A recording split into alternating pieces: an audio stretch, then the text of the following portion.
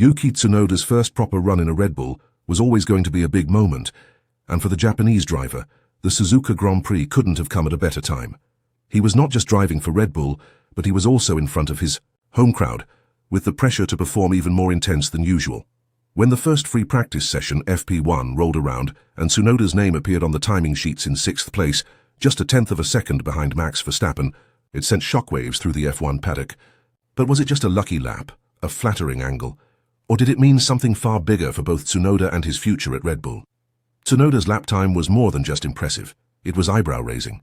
To be just 0.107 seconds behind Max Verstappen on the same soft compound tyre in his very first real session in a car that Verstappen has practically built around himself over the past 5 years. That's not just a little close, that's extraordinary. And the most remarkable part?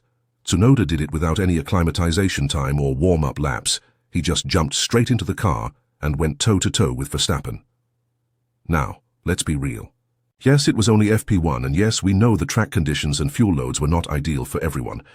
But still, the timing was striking. Verstappen, the undisputed leader of Red Bull and arguably the best driver on the grid, has developed an almost symbiotic relationship with the RB21. So for Tsunoda, who has never been a consistent feature in a car like this, to match Verstappen's pace in his first proper session, it was something that made everyone stop and take notice. Tsunoda's FP1 time was impressive, but more than that, it forced the conversation to change. He was no longer just the rookie, the test driver, the one who was always close but not close enough. In that one session, Tsunoda showed the world, and probably Red Bull themselves, that he's not just a feel-good story for the Japanese crowd. He's a legitimate driver who belongs at the top of the grid.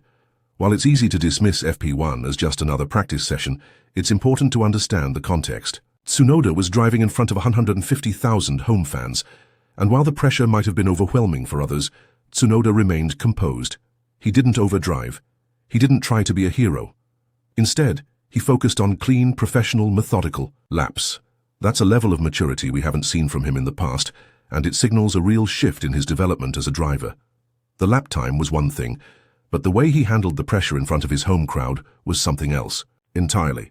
It wasn't just about making a fast lap. It was about composure, clarity, and focus under extreme pressure, and that's what made this session so significant. Tsunoda showed that he has the mental fortitude to handle not just the car, but the spotlight that comes with driving for one of the biggest teams in Formula One. Of course, it wasn't all sunshine and rainbows for Tsunoda. In FP2, things didn't go as smoothly. Tsunoda finished the session in 18th place, which, on paper, doesn't look great. But before you start writing him off, let's dig into what actually happened in FP2. FP2 was a chaotic session, to say the least. The session was disrupted not once, not twice, but 4 times. Jack Doohan crashed his Alpine at turn 1, forcing a red flag and significant barrier repairs. Just as the session was about to resume, Fernando Alonso spun off into the grass, causing another red flag.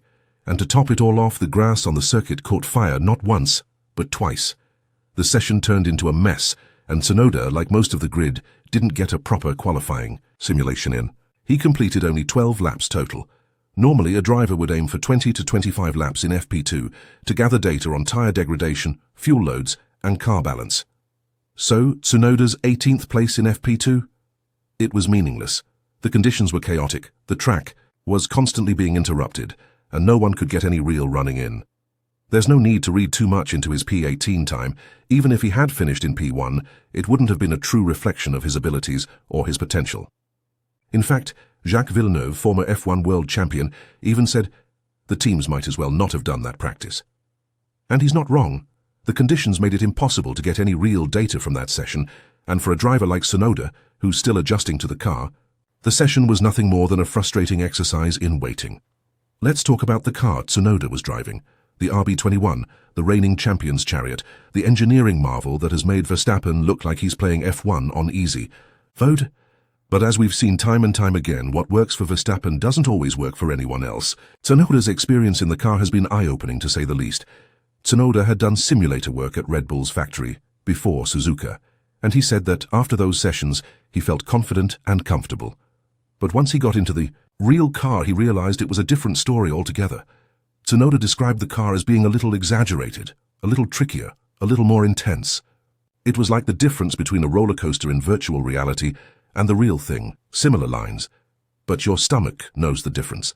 This makes sense because the RB21 is known for having an insanely narrow operating window.